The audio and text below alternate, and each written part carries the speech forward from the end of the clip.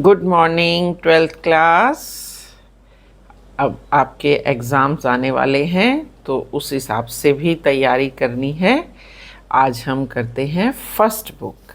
बहुत दिन हो गए, सेकंड बुक का सिलेबस तो ऑलमोस्ट आपका हो गया, तो आज हम फर्स्ट बुक करते हैं जो है मानव भूगोल के मूल सिद्धांत। और इसमें मानव विकास तक हमने कर लिया था। अब हम फिफ्थ चैप्टर जो है, नई बुक में तो ये चेंज होगा क्योंकि उसमें डिलीटेड चैप्टर नहीं है, ये है प्राथमिक क्रियाएं।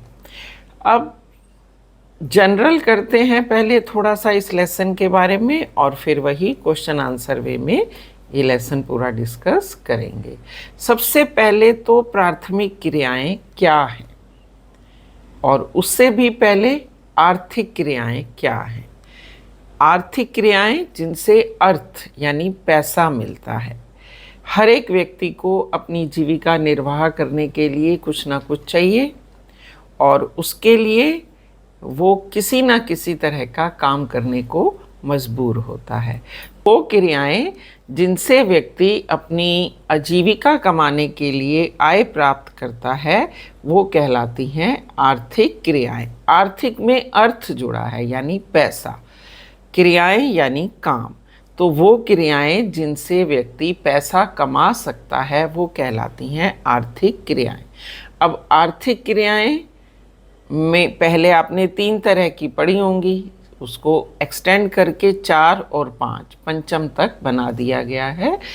तृतीय क्रियाओं में से ही कुछ जो सेक्टर थे वो फोर्थ यानी चतुर्थक और फिफ्थ यानी पंचम क्रियाकलापों में दे दिए गए हैं।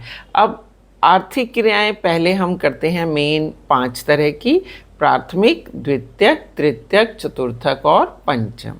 Primary activities, secondary, tertiary, quaternary, right, इस तरह से 5 एक्टिविटीज़ हैं। अब प्राइमरी एक्टिविटीज़ या प्राथमिक क्रियाओं से आप क्या समझते हैं, यानी प्रथम क्रियाएं।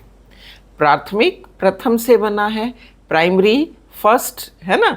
तो प्राइमरी एक्टिविटीज़ कौन कौन सी हैं? वो एक्टिविटीज़ जो पूरी तरह से प्रकृति पर निर्भर हैं। नेचुरल तौर पर, या कहना चाहिए प्रिमिटिव एज में आदि मानव जब उन क्रियाओं को करता था तो वो पूरी तरह से प्रकृति पर निर्भर था और वही एक्टिविटीज़ कहलाती हैं प्राथमिक क्रियाएं। अब प्राथमिक क्रियाओं में जनरल तो कृषि आती है, लेकिन बागवानी, फिर मछली पालन, उसके बाद पशुओं को पालना, उसके बाद खनन। तो इस तरह से अब इसमें कई चीज़ें और भी हैं ऐसी जो जुड़ गई हैं और कई देशों में उनको सेकेंडरी यानी द्वितीयक क्रियाओं में भी देखा जाता है। अब प्राथमिक से जो प्रोडक्ट मिलते हैं उनको जब विनिर्मित किया जाता है तो वो कहलाती हैं सेकेंडरी एक्टिविटीज़ या द्वितीयक क्रियाएं, जिनको विनिर्माण क्रियाएं भी कहते हैं। जैसे गन्ना प्राथमिक उत्पाद है, चीनी बन गई, गुड़ बन गया, कपास प्राथमिक उत्पाद है, कपड़ा बन गया, लोहा जो है वो प्राथमिक उत्पाद है लेकिन उससे मशीनें बन गई या कुछ और किसी भी तरह की जो हमने लोहों से वस्तुएं बनाई वो कहलाते हैं निर्माण उद्योग या द्वितीयक क्रियाएं। क्लियर? तृतीयक में सारा पहले कंप्यूटर, सेवाएं, न्यू जितने भी आए आपका, चाहे वो आईटी आया, इंफॉर्मेटिक प्रैक्टिस आया, ये सब पहले उसमें काउंट होते थे। सभी तरह की सेवाएं, परिवहन सेवाएं, डॉक्टर की सेवाएं, टीचर, बैंकिंग, नेता।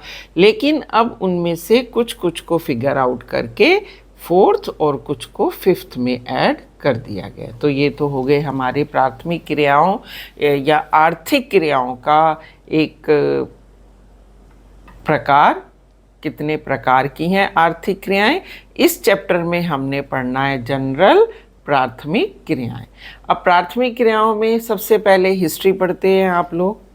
तो आपको पता होगा प्राथमिक क्रियाओं में जो मानव था सबसे पहले हंटिंग या गैदरिंग, फूड गैदरिंग या हंटर था, है ना। वो जगह जगह से कंदमूल फल इकट्ठा करता था और अगर कंदमूल फल से पेट नहीं भरता, नहीं मिलते हैं, तो फिर वो आखेट यानी शिकार करता था, जो आपकी बुक में दिया है आखेट और भोजन संग्रहण।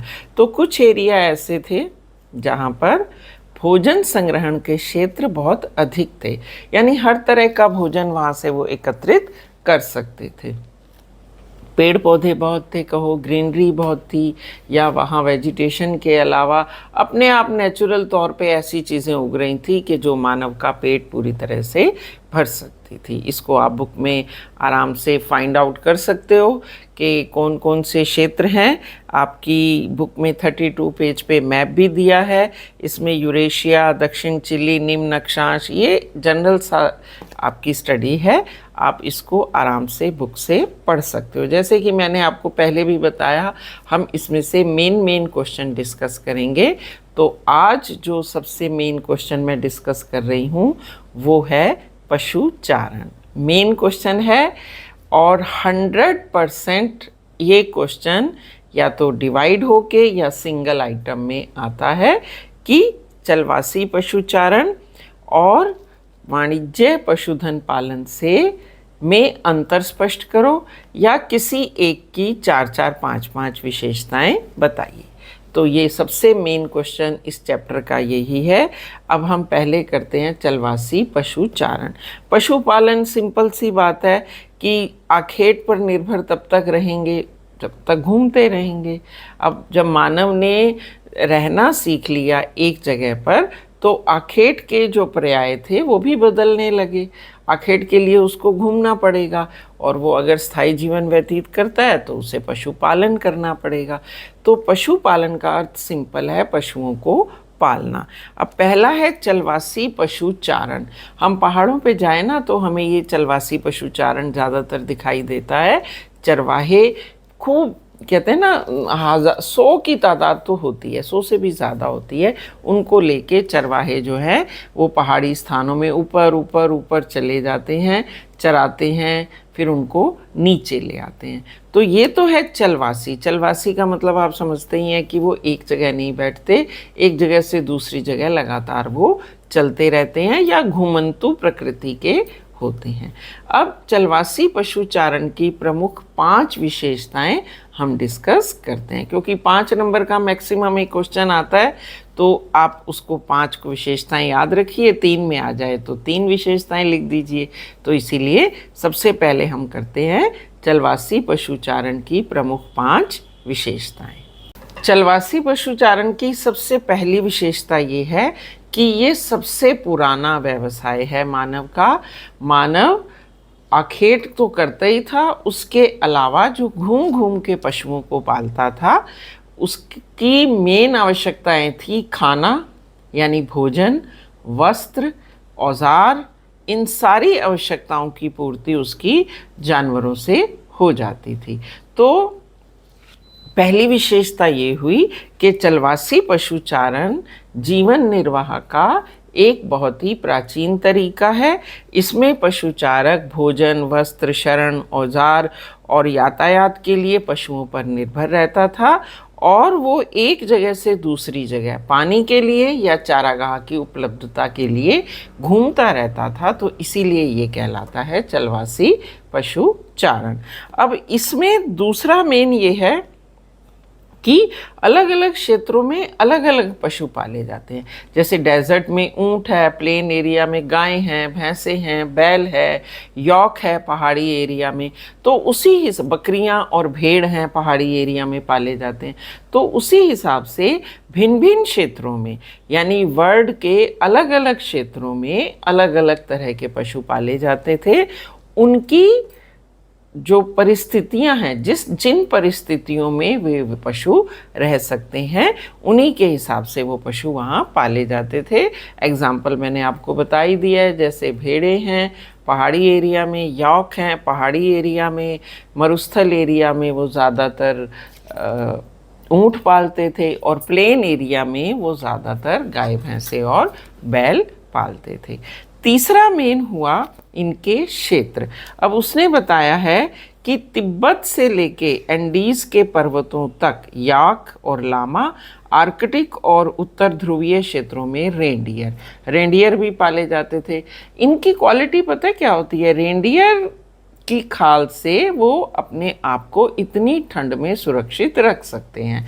और यॉक के शरीर पे भी बाल होते हैं, भेड़ के शरीर पे भी, जो ऊन के लिए इस्तेमाल किए जाते हैं। तो इनकी, क्योंकि ये खुद रेंडियर हो या यॉक हो, ये खुद जो हैं पर्वतीय क्षेत्रों में रहते हैं, तो इनकी स्किन पे नेचुरल ऐसा आवरण होता है जो इन्हें सर्दी से बचाता है। तो जब उनकी डेथ हो जाती है, या कह लो वो शिकार करते हैं और उनको मार देते हैं, तो मीट के रूप में तो जो खाया खाया, बाकी स्किन जो है उससे वो अपने वस्त्र बनाने के लिए इस्तेमाल में करते थे। अब इसके बाद और मेन क्षेत्र जो आते हैं वो आता है अरब प्रायद्वीप से होके मंगोलिया। इसका मैप भी दिया गया है पेज नंबर 34 पे। आप देखोगे सबसे ऊपर अफ्रीका वाले क्षेत्र में अरब, ये देखिए मैं आपको मैप में दिखाती हूँ, आप इस तरह से देख सकते हैं। ये है अरब महाद्वीप, ये अफ्रीका से होता हुआ अरब महाद्वीप मंगोलिया तक, ये उत्तर में यूरेशिया, यूरोप और एशिया, और थोड़ा सा अफ्रीका का साउथ एरिया जिसको कालाहारी मरुस्थल भी कहा जाता है। इन क्षेत्रों में ज़्यादातर चलवासी पशु पाले जाते थे प्राचीन समय में। अब चलवासी पशुचारण केवल पहाड़ों तक सीमित है, और वो भी बहुत कम जगह पे, क्योंकि पहाड़ों पे भी डेवलपमेंट इतना ज़्यादा हो चुका है कि वहाँ घास के मैदान कई जगह बहुत कम हैं। हाँ, पहाड़ों पर जहाँ बुग्याल होते हैं, बुग्याल पढ़ा था आपने इंडिया की बुक में, बुग्याल होते हैं पहाड़ों पर, ग्रीन एरियाज़, जो प्लेन एरियाज़ हैं उस पे घास उग जाती है, उनको बुग्याल कहते हैं। अब इसके बाद इसमें एक और मेन पॉइंट आता है ऋतु प्रवास। चलवासी जो हैं, थर्ड ये मेन विशेषता होगी कि चलवासी ऋतुओं के हिसाब से प्रवास करते थे। ऋतु के हिसाब से कैसे? सर्दियों में जब ऊपर आइस कैप्ड, टोटली बर्फ़ से ढके क्षेत्र हैं, तब वो मैदानों की ओर आ जाते थे, और जब मैदानों में बहुत गर्मी होती थी तो वो पहाड़ों की ओर चले जाते थे, क्योंकि जब आइस कैप्ड एरिया हैं तब वहाँ पर खाने को कुछ नहीं मिलेगा, टोटली बर्फ़ से ढक गया। पशुओं को ज़िंदा रहने के लिए, जानवरों को ग्रास तो चाहिए, तो इसीलिए फिर वो दक्षिणी तरफ यानी मैदानों की तरफ आ जाते थे। फिर इसके बाद है इनमें कौन कौन सी जातियां थी। जातियों में देखो गुज्जर, बक्करवाल, बक्करवाल बना ही ऐसे है कि जो बकरियां पालते हैं, भूटिया, गद्दी, ये लोगों का समूह था जो एक जगह से दूसरी जगह पर चलवासी रूप में घूमता रहता था और पशुओं को पालता था। अब ये घूमता कैसे था? ऋतुओं के हिसाब से, है ना। ऋतु जब बदलती थी, सर्दी और गर्मी, तो ये एक जगह से दूसरी जगह चलवासी रूप में रहते थे। क्लियर? अब ये इसमें से ये जो मैंने तुम्हें बताई, ये 4 या 5 विशेषताएं बन जाती हैं। आप इनको इजीली नोट डाउन कर सकते हो। और आजकल चलवासी पशुचारण क्यों नहीं है, उसका मेन रीज़न ये है कि सीमाएं जो हैं वो बना दी गई हैं। आपने कई बार सुना होगा, वो बकरी, भेड़, ऊँट चराते चराते पाकिस्तान की ओर निकल जाते हैं और फिर कैद कर लिए जाते हैं। तो इसी से समझ जाओ, जब सीमाओं का आंकन हो गया, यानी बॉर्डर जो हैं वो लाइन अप हो गए हैं, उसके कारण, और सीमाओं पे चौकियां बन गई हैं, बाकी जनसंख्या की वृद्धि होने के कारण इतना एरिया नहीं बचा है कि वो जानवरों के चरने के लिए चारागाह के रूप में इस्तेमाल किया जाए। आजकल फार्म हाउस हैं, पशु पाले जाते हैं वहाँ, तो इसीलिए अब चलवासी पशुचारण बहुत कम हो गया है। क्लियर? सेकंड करते हैं वाणिज्य पशुधन पालन। अब देखो, ये चारण नहीं है, ये पशुधन पालन है। इसकी सबसे बड़ी विशेषता कि पशुओं को धन माना जाता है, एसेट हैं ये उनके, और बड़े बड़े फार्म हाउस बनाए जाते हैं, वहाँ पर तरह तरह के पशुओं को पाला जाता है। कई बार एक ही तरह के पशुओं को एक फार्म हाउस पर पाला जाता है। उनकी तीमारदारी पूरी होती है, यानी चारा उनको वहाँ ला के दिया जाता है जहाँ वो पशु बांधे जाते हैं। उनके लिए दवा दारू या डॉक्टर, चिकित्सा, ये सब वहीं मौजूद होते हैं। और ऑस्ट्रेलिया और न्यूजीलैंड में तो बाड़ों में कई बार एसी भी लगाए जाते हैं, क्योंकि बहुत गर्मी जानवरों को बर्दाश्त नहीं होती है। अब अगर जू में भी जाएं बहुत गर्मी में तो आपने देखा होगा लायन है, टाइग्रेस है, या ऐसे जो फैटी जीव होते हैं ना, उनके बाड़ों में भी एसी वगैरह लगाए जाते हैं। अब ये फार्म हाउस में है। वाणिज्य का मतलब देखो, इसी में से आपको 3 पॉइंट मिल जाते हैं। वाणिज्य पशुधन पालन, यानी ऐसे पशुओं को पालना जिनसे कि व्यापार संभव हो, भले उनसे जो दूध और दूध से प्रोडक्ट मिलते हैं उनसे, या उनका जो मांस है वो इस उपयोग में आता है, इस हिसाब से वो पशुओं को पालते हैं। क्लियर हो गया? तो आप हेडिंग पे ध्यान दोगे तो आपके पॉइंट्स अपने आप ही उसमें से निकल जाएंगे। फिर दूसरा ये है कि ये जो किया गया, ये चराई को नियंत्रित करने के लिए एक बहुत अच्छा तरीका है। जब पशु खींचते हैं ना तो वो जड़ समेत निकल आता है, और मृदा के अपर्दन के लिए वो बहुत एक भूमिका निभाता है, क्योंकि मिट्टी बिल्कुल, आपने देखा है अगर पेड़ जड़ों से उखड़ जाते हैं तो लैंडस्लाइड कितना ज़्यादा होता है। तो मिट्टी का अपनी जड़ों से उखड़ जाना वो एक बहुत हानिकारक प्रभाव डालता है मृदा के लिए, वो मृदा अपर्दन को बढ़ाता है। तो इसीलिए चराई को नियंत्रित करने के लिए बड़े बड़े फार्म हाउस बनाए जाते हैं, उनमें पशुओं को पाला जाता है, उनकी देखरेख, कहा जाए तो सेवा की जाती है, और फिर सारा काम मशीनों से होता है। अगर पशु दूध देने वाले हैं तो दूध भी मशीनों से निकाला जाता है, उनको अलग अलग पश्चराइज मिल्क, फैट वाला मिल्क जिसको आप कहते हैं कि ज़्यादा मलाई वाला है, इस तरह से फिर टोन्ड मिल्क, फिर उनसे दूध, दही, पनीर, लस्सी, इस तरह से ये सारा खोया वगैरह सब चीज़ें जो होती हैं बिना हाथ लगाए मशीनों से की जाती हैं। तो क्योंकि ये पशुधन पालन है इसीलिए इसमें धन ज़्यादा लगता है। मैंने कहा ना, आप हेडिंग पे देखो, पशुधन, पशुओं को तो धन माना ही जाता है, लेकिन फार्म हाउस सस्ते तो नहीं है। फार्म हाउस में ये सारी मशीनें लगेंगी तो ये भी सस्ता नहीं है। तो इसीलिए ये जो व्यवसाय है या पशुधन पालन, वाणिज्य पशुधन पालन जो है, ये पूंजी प्रधान है, जबकि चलवासी पशुचारण श्रम प्रधान है। तो एक एक पॉइंट ये भी बन गया आपका। आप जहाँ चलवासी पशुचारण लिखेंगे वहाँ ये भी लिख सकते हैं कि ये श्रम प्रधान है, और इसमें लिख सकते हैं ये पूंजी प्रधान है, क्योंकि पैसा लगता है। आपने डॉक्टर रखने हैं, आपने मशीनें लगानी है, मशीनें चलाने के लिए लेबर होनी चाहिए, वितरण केंद्र होते हैं, फिर दूध और दूध के जो प्रोडक्ट आएंगे वो वहीं तो कंज्यूम नहीं होंगे ना, उनको ले जाके हम कहीं और मार्केट में डिस्ट्रीब्यूट करेंगे। तो इन सब में बहुत मोटी पैसा लगता है, पूंजी लगती है, इसीलिए ये पूंजी प्रधान है। अब इसमें ये एक विशिष्ट गतिविधि है जिसमें केवल एक ही प्रकार के पशु पाले जाते हैं। कई बार फार्म हाउस में सिर्फ घोड़े दिखाई देंगे, कई बार भेड़ बकरियां दिखाई देंगी, कई बार गाय भैंस बैल दिखाई देंगे। फिर इनकी खाल, इनकी ऊन, उसका इस्तेमाल किया जाता है फॉर ट्रेड पर्पस, व्यापारिक जो है महत्व उनका ज़्यादा है। फिर लास्ट है, डिब्बा बंद करके ये विश्व के बाज़ारों में भेजे जाते हैं। फिर है पशु फार्म में पशुधन पालन वैज्ञानिक आधार पर व्यवस्थित किया जाता है। मैंने आपको पहले ही बता दिया, टेक्नोलॉजी बेस्ड है, सारी मशीनरी यूज़ हो रही है, that's why it is technology based. जब इतनी टेक्नोलॉजी लगी है तो कौन से देश इसमें लगे होंगे? जो विकसित है या विकासशील है, जैसे New Zealand, Australia, Canada, America, Argentina, Uruguay, सही है ना, ये सब ज़्यादातर। और भी आप आगे पढ़ोगे तो आप देखोगे न्यूजीलैंड, कनाडा और ऑस्ट्रेलिया में जो दूध है वो पाइपलाइन के द्वारा डिस्ट्रीब्यूट किया जाता है।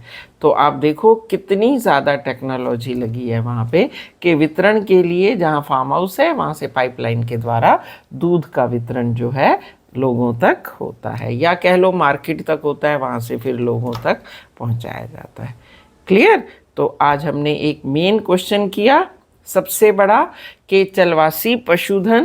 चलवासी पशुचारण और वाणिज्य पशुधन पालन में क्या अंतर है, और एक शॉर्ट क्वेश्चन किया आर्थिक क्रियाओं से आप क्या समझते हैं और वो कितनी तरह की हैं उनके बारे में बताइए। यानी आप सिर्फ डिफाइन करेंगे, परिभाषा दी।